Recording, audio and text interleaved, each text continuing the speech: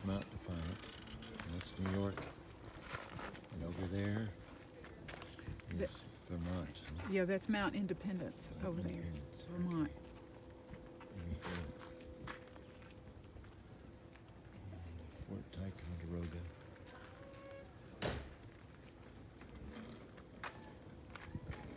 And this is Lake Champlain we're looking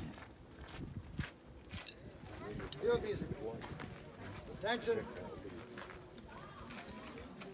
Beat 2 arms. And beat.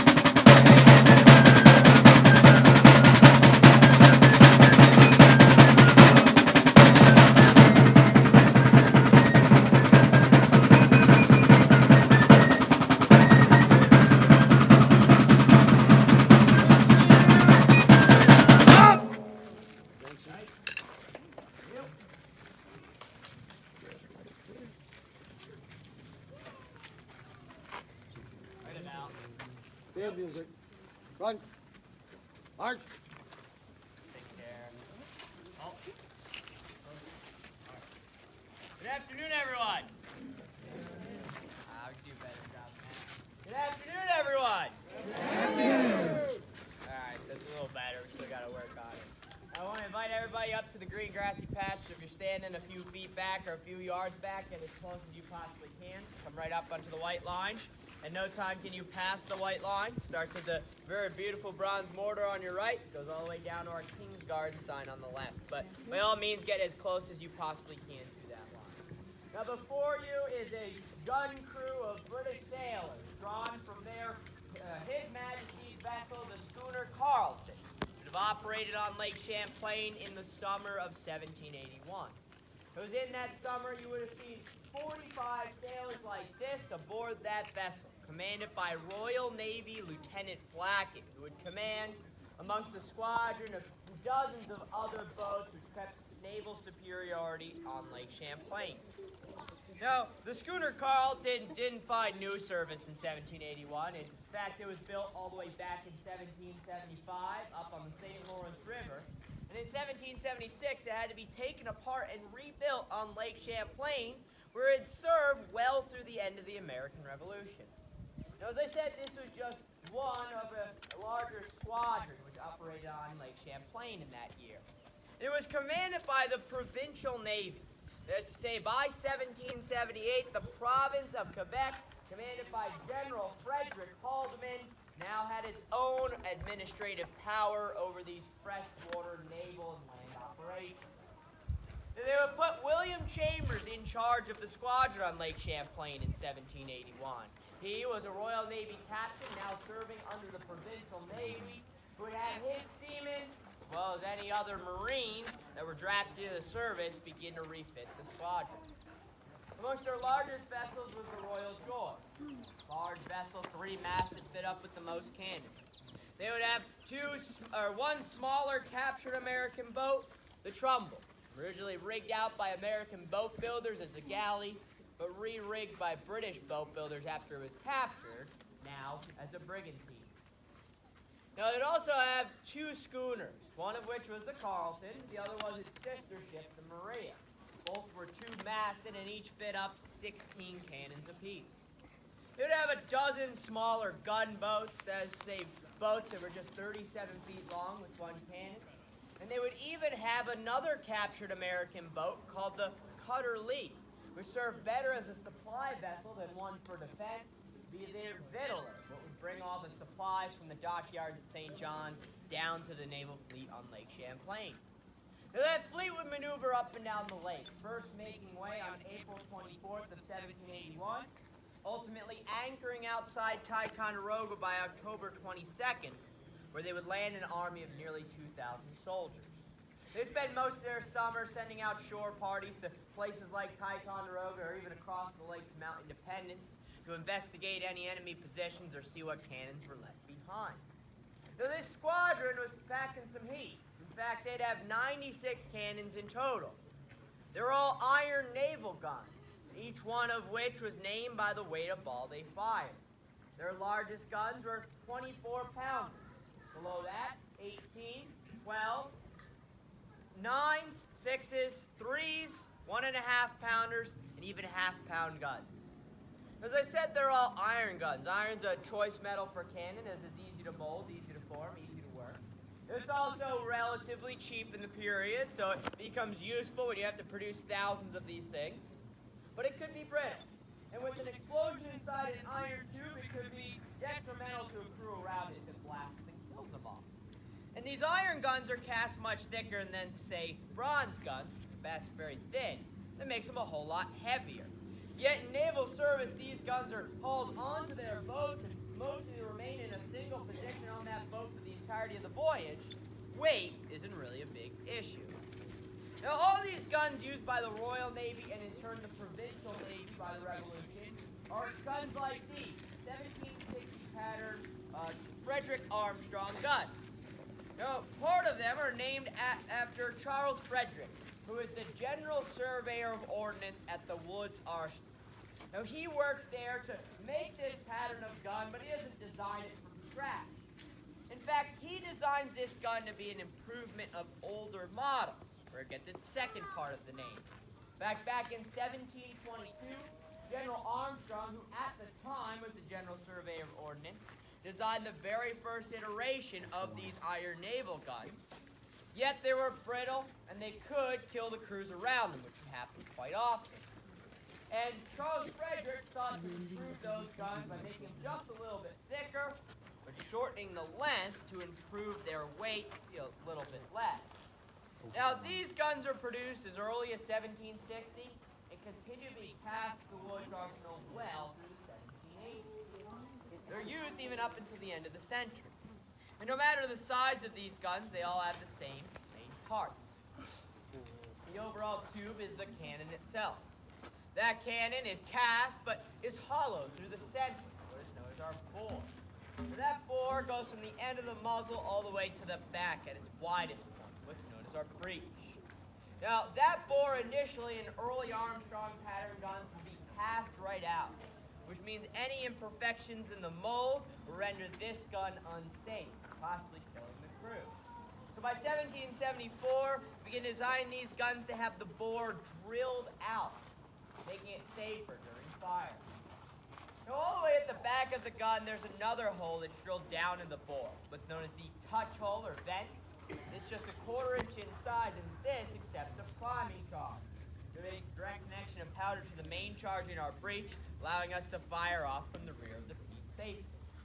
Now, step back behind that, you'll notice a cascabel. It kind of looks like a doorknob. This is used to help stop our gun from heaving too far back from its recoil. When the cannonball or shot goes one way, the cannon and its carriage want to go the other way. And on the very narrow deck of a ship, this could be problematic, pinning crews against their mast, or even knocking out the rigging entirely. And instead, a large rope is lashed around that cascabel, which is tied off to the side of their boat. And literally, when the gun goes back, that rope cinches tight and stops the gun. Now, the back part of our gun is cast thickest. It's what's known as the first reinforced. This is where the explosion starts, and therefore the pressure of that explosion is the most. And to sustain all that pressure, it's built up thicker. So we get to the middle of the gun at our second reinforced. Built up with an added amount of metal, smaller than that of the first reinforced, but still bigger than the end of the gun. Towards the end of the gun is our chase. It's tapered outward, and this part of the gun directs our shot towards the object. The very end is a muzzle flare, which flares on out. It's the same diameter as our breech, allowing us to more accurately aim our shot. At the center of the gun, we have two iron arms that hang off either side, what are known as trunnions, and they allow the cannon to hang upon its carriage. In this case, a naval carriage, made up of two wooden cheeks joined together with two separate braces, known as our transits. One at the front, called the breast, one at the back, called the bed. Now to lock that wood in tight, we use iron rivets, bolted over at the ends with large mushroom heads so they can't fall on out. Underneath the bed is a aimed piece of, or a sliver of wood. That's our aiming wedge, what's known as our coin. This allows us to change our elevation of the gun to change the range of the shot. Underneath the hole are two wooden planks turned on both ends to accept our log-like wheels, what are our struts. They allow the gun to recoil and steady our men to pull it back into place. Now, guns like these aboard the schooner Carleton themselves are all 6-pounders, 16 of which are placed within the portholes of that boat. You're being passed out the shot from the schooner Carleton. If you guys had to take a guess, how much do you think that iron shot weighs? Pass it around and get a feel for the weight. Not quite 5 pounds. Anybody have another guess what that might weigh? Thank you. 6 pounds, yeah. It's very gentle. 6 pound cast iron cannonball. 6 pounds. Now that 6-pound cast iron cannonball has to be sent down range by the appropriate amount of black powder. In fact, what you need is just 1/3 the weight of your shot to send it as far as it ought to go. In this case, how much powder do we need? We had one. That way? Yeah, 2 We pounds sent of go that powder. way now. That 2 pounds of powder will come pre-packed. It might be in a paper parchment, maybe a wool flannel bag, sometimes one even made out of leather. Whatever it is, it gets loaded inside the gun first. Now on top of this goes our wad, something to pack into the breech. In naval service, we just use a bunch of junk. Yep, the old rigging and coils from our boats, which is now rotten away from sitting in the sudden rain. They get unfurled and retied back together into discs, which are now Looks like useful holding wads to everything. pack into the breech. On top of that Yeah, goes our shot. On top of that, another wad. We're ready to prime, aim, and fire. Now, this cannonball will reach ranges of 2 miles away. Fairly accurately hit those targets. But it's when the enemy approaches closer that these men are also trained. When the enemy achieves point-blank range, that's where gravity has no effect on the shot. It has a straight trajectory. For this gun that's about 700 yards, we switch over to grape shot. Now, instead of a single shot, we have 9 individual iron balls. They're all loaded on top of one another into a coarse linen bag. That's tied around and woven with tarred marlin, attached to then a iron or steel post. And when this shoots out, it spreads those 9 individual shot downrange on an end, whether taking out their sails or rigging or even their men. We have another shot when they get closer, up to 100 yards away. We use tape or canister. What's a tinned iron can filled with 6 pounds of lead musket balls. And all those lead musket balls tear out of the tinned iron as soon as it's shot, and they'll spread that shot down range, achieving widths of 30 yards wide when they hit their target. Yeah, that's like So you can shotgun imagine shells all there. these different pieces of ammunition Yeah, are hold- not you only got it? used by these seamen, but they're also Like a shotgun made by shell. them. And they have to be stored in a dry, Okay. useful location on board their vessel to ensure every time they go to use them, they will in fact fire.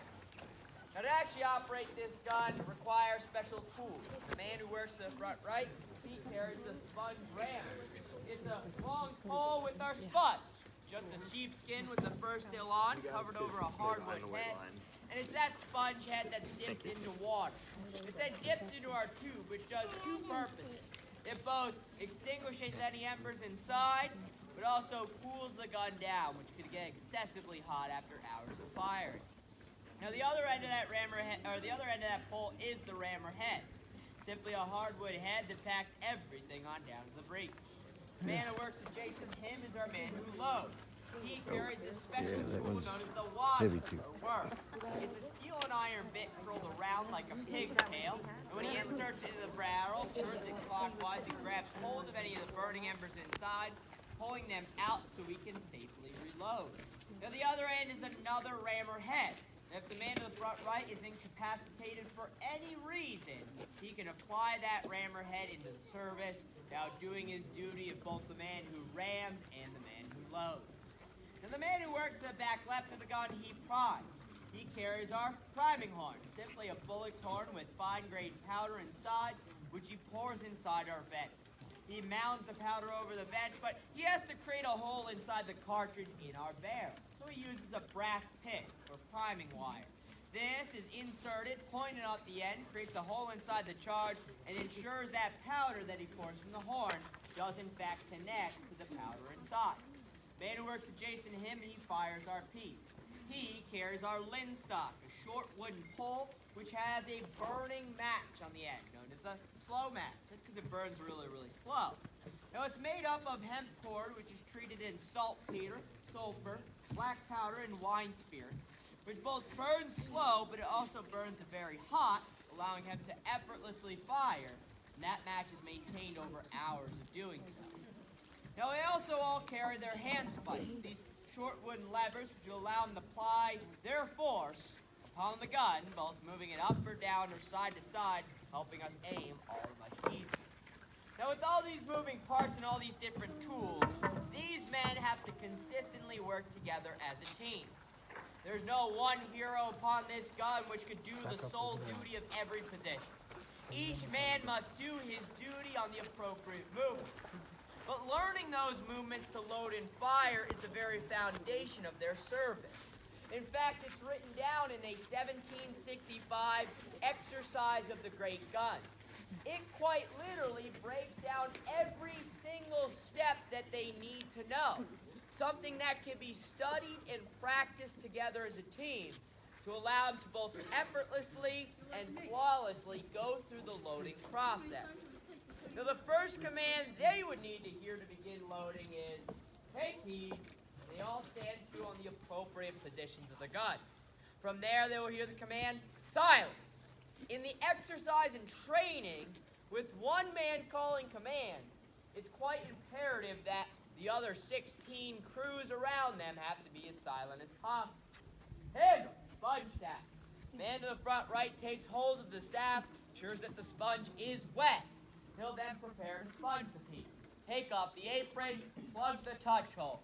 With our touch hole plugged, we can create a vacuum seal on our tube, which is our time to sponge piece. The sponge is inserted all the way down to the breech. When he pulls it out, it creates a vacuum that sucks out any oxygen, which should in turn pull out any embers. With this done, he'll put the sponge back on the wall, and he'll be ordered to handle cartridge. Cartridge is brought forward, placed in the man of the front left hand so he can put it in the barrel. He will then wad the cartridge, loading a wad on top of that. Handle rammer, ram home cartridge and wad. Now the rammer's taken to pack that all down to the breech. But that rammer stays in position, ensuring that it is in fact seated, so the man can handle your pick, try if the cartridge be home. The pick's inserted. If it is in fact seated, he will recover rammer, pulling that on out, putting the rammer back right by his side. From here we will shot the piece. Shot's brought forward and immediately loaded into the gun. We will wad. Wad's loaded on top of that. Man to the front right is already prepared to ram home shot wad. Everything's now packed on down to the breech. With this, he recovers his rammer. We're ready to plug the touch hole. Putting a little plug inside that touch hole, making sure nothing gets inside. And lay on the apron. Our piece of lead that covers over our breech to keep all the elements out and laid back on. Take up your crows and hand spikes. All of our hand spikes are taken up so we can haul out the piece. Each man applies this lever underneath our axle trees, heaving the gun forward. Imagine this operation on the deck of their ship would include ropes lashed to hooks, as well as their blocks and tackles. Instead of applying their levers, they now wrench their piece in with even more mechanical advantage. But once it's in that position, they still stand there, waiting for the order to handle the priming horn. The priming horn's brought forward, and we're ready to prime the piece. All our prime is poured inside the vent. Once this is done, we're ready to lay our apron back on. Now with our piece primed and ready to go, we have to point the gun to the object.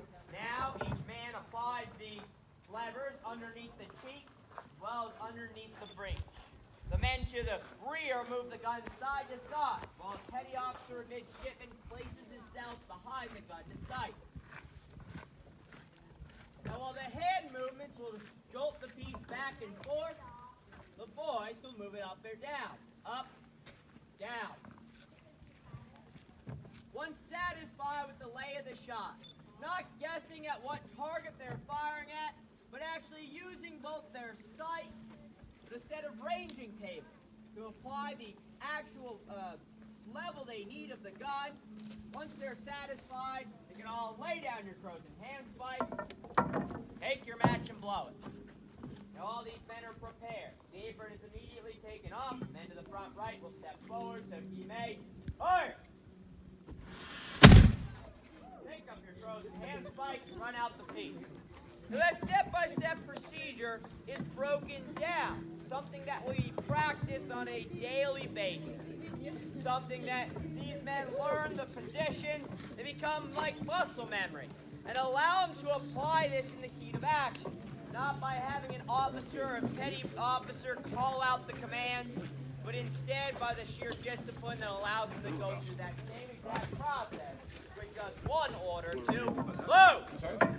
Now that process of loading just with one command isn't done any quicker nor any slower than they would in practice.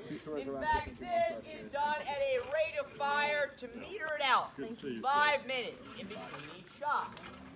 The goal of this individual cannon firing is not to go as rapidly as possible. In fact, remember, each boat has dozens of cannons. And the goal is that all these cannons, metering their fire out over several minutes, with the coordinated efforts of their officers, maintain a rolling fire by all those cannons operating at the same time. Now, this time in between shots allows a few things. It allows, one, the aiming and level of the gun to be perfected so that each shot counts. It also means that the temperature of the gun, that is to say, it gets really, really hot in time of firing. By allowing that time spent, it won't accidentally crack or burst on the crew around it. So these men would not only practice at firing blank rounds, but even practice at firing at targets, ensuring not only the mechanical operation of this gun was useful, but so too was the operation of aiming and firing at targets. Now, gun crews like these spent most of their days on the lake in 1781, while most of their time was spent working up junk, taking apart the old rigging and making it into useful wads, or retarring their boats, or finding new masts offshore on Lake Champlain. They were still ready at any moment's notice to heat off any attack. In fact, there's plenty of enemy soldiers abounding the woods around Ticonderoga and all throughout Lake Champlain. Constant accounts in the journals of William Chambers write that fires up in the woods will be pursued by Royal Navy gunners and sailors who find no enemy in the distance. They would actually land an army here on October 22nd, one which would land here for a mere 11 days. And these men would operate on the lake, hesitant to engage with the enemy. But by mere presence and virtue of being here, they would hope to end this war. End this war using the ancient warpath of Lake Champlain as their border, but hoping to end it by negotiations. That is to say, the stroke of a pen, rather than having to duel it out with the report of their gun. Fire. If need be, come to all costs. They are prepared and trained to do so. Now, before I let you guys go, I want to let you know what you can see for the rest of the day. Immediately following this cannon demonstration, starting at 2:30, have two options. At the base of the American flagpole, meet with our Fife and Drum Corps for a guard and march. Follow with a musical escort down the garden where we go on a tour of our King's Guard at 2:45. Or at 2:30, start in the parade ground with one of our exhibitors.